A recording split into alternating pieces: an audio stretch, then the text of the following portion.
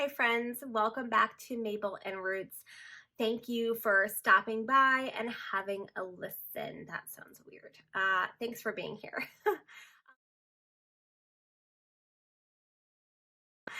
Today, I wanted to talk to you guys about some parenting things. I know I talk a lot about homeschooling, but let's take a little stroll down parenting lane. Okay, if you're new here, I am a mom of six, ages 19, 11, almost 9, 6, almost 4, and did I get them all? And 18 months. I think that's all of them.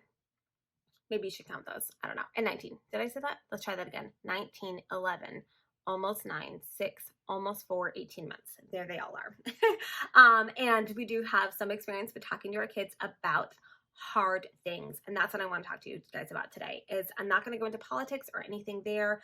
But I do want to talk about having hard conversations with our kids because in the past 3 months, we have had to have very difficult conversations with our kids. We've had to talk about coronavirus.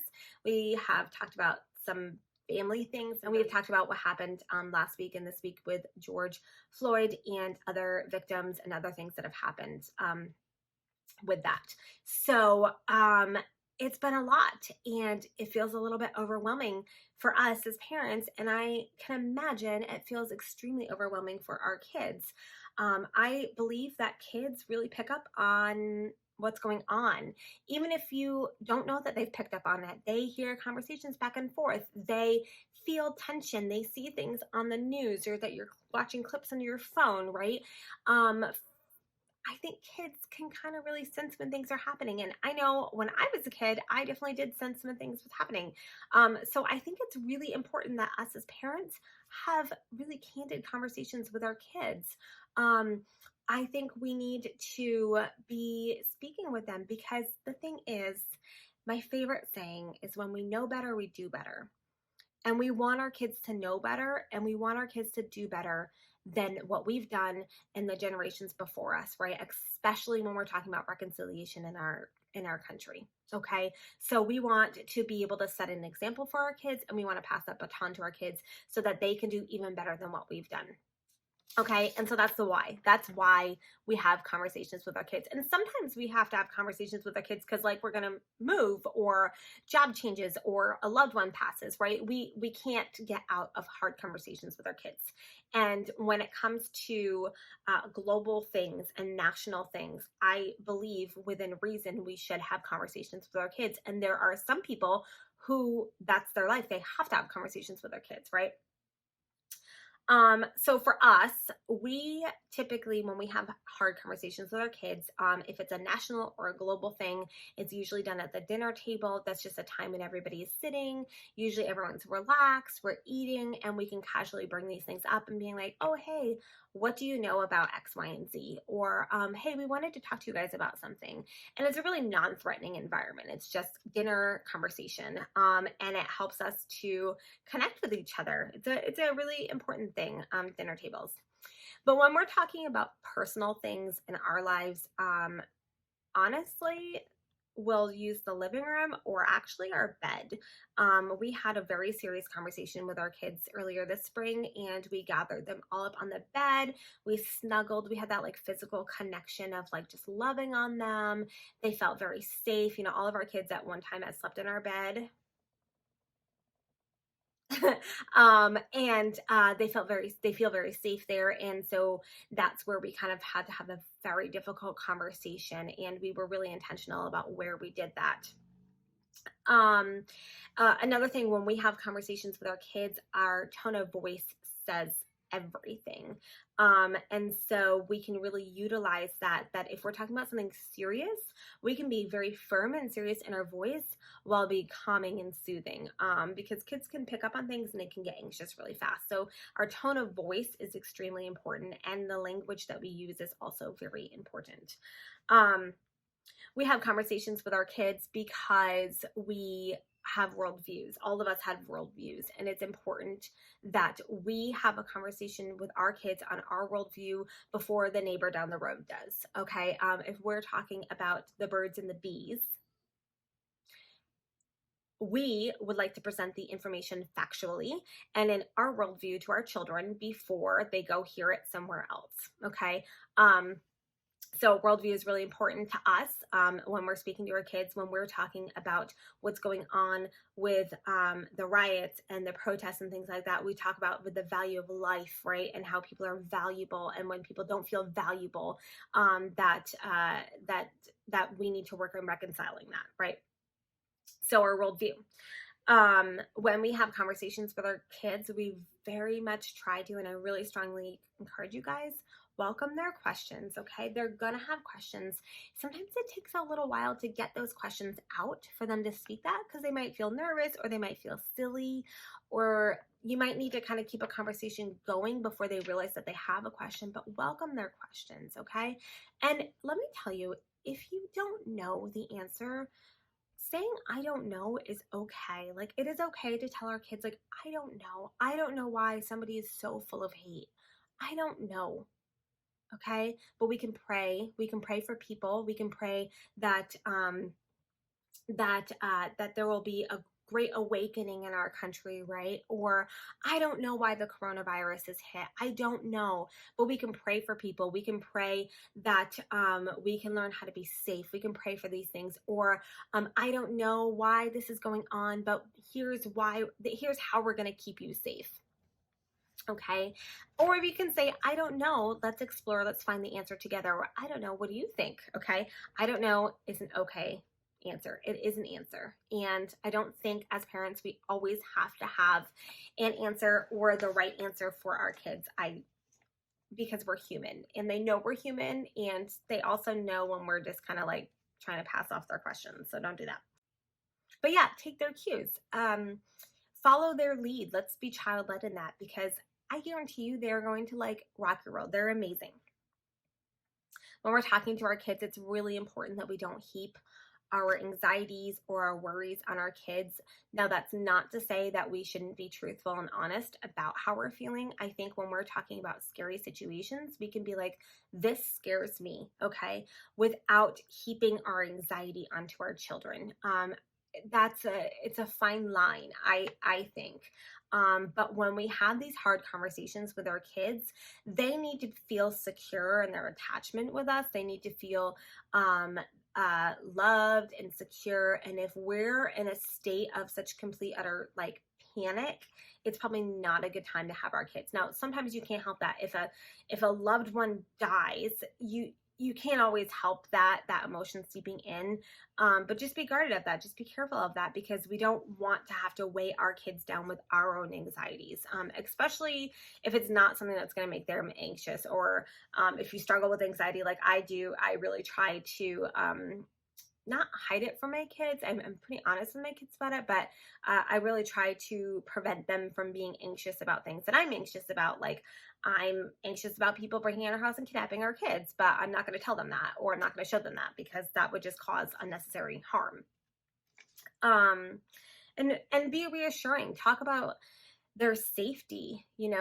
That's really important. Yeah, the coronavirus is scary, but here's statistics, and here's what we're doing to keep you safe, right? And I acknowledge and I recognize that not every family feels safe, or that their children are safe. And but I do think that we can have these conversations and saying, like, you know what, this is really hard. This is really scary, but I'm going to do everything in my power to keep you safe. Okay. When we go down the road and we put our kids in a car, we can't guarantee our kids' safety. We can't, but we can put them in the best car seats. We can make sure that we are educated on car seat safety, and that they're buckled properly, and that they're in the proper seats for the proper amount of time, right? We can do everything in our power to keep our kids safe. Even if the world can't do that, we can still assure them in what we are doing as parents, okay? And keep talking to them. We shouldn't ever just have like the sex talk once with our kids. That like shouldn't be. Like, we actually start those conversations really young with our kids. We're very open about our bodies and being protective of our bodies and being safe with our bodies. And but we're really, my kids have watched like a million birth videos, like they just do. Okay. But be keep talking, keep having those conversations, because you wouldn't want to just like have like the sex talk with your kid once when they're like 9 and never have it with them again, because that's how kids get confused or get totally misinformed. Because if you're not talking with them, they're going to go ask their friend, and then they're going to, think that people can get pregnant through their belly button, right?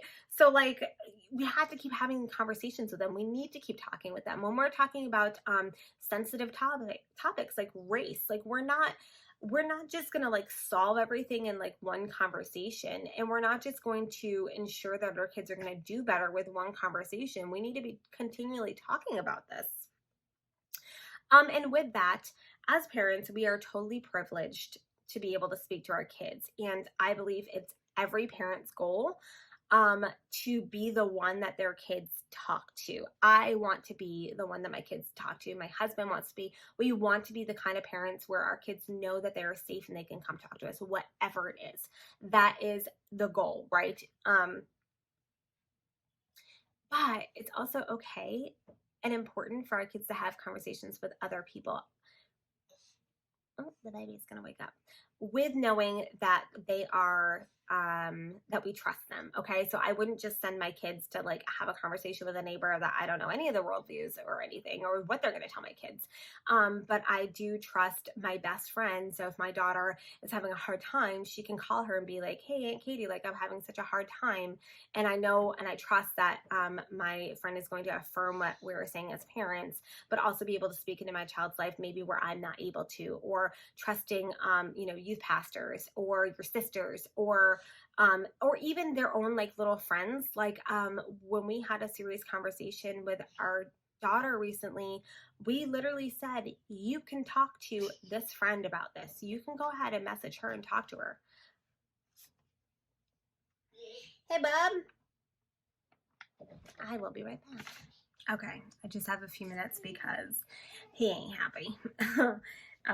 We're having napping issues, guys. Yeah, give your kids somebody to talk to. That's a really good thing to do. Because they are going to find people to talk to. And so who better than people that you can know and trust? Okay.